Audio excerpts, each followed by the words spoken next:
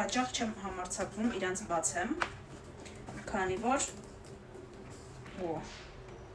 եթե սկսես, այդ հիվանդության նման մի բան է, երբ սկսում ես բացել, անվերջ ուզում ես բացես, ընթացքից հոգնում ես, հիասթափվում ես, մտածում ես ինչ անես, արագ վերջացնես, դրա համար ես աշխատում եմ բացեմ տուփերը այն ժամանակ, երբ հոգեպես ու ֆիզիկապես պատրաստ եմ դրան, ոչ թե ամեն օր, այլ որոշ ժամանակը մեկ, որպեսզի ստանամ այն հաճույքը, որի համար իրենց առհասարակ պատվիրում եմ։ Պրոտեկտորի մեջ, ինչը կրկին ու կրկին շատ գովելի է, էլի անիմեից է, կոչվում է Տոկիո Գուլ, Տոկիյսկի Գուլ։ Ինքը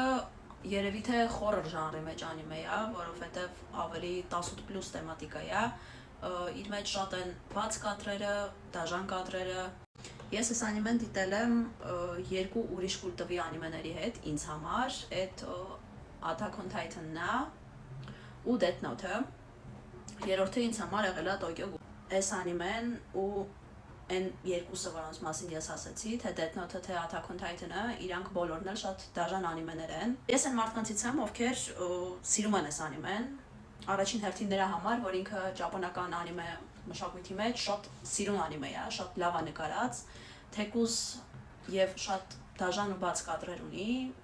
լիքը կարմիր ներկերով, լիքը մարմնի տարբեր տեսարաններով, ու ինչպես նաեւ այն երկու անիմեները, որոնց մասին ասացի, ինքը շատ վիճահարույց կողմեր ունի, բայց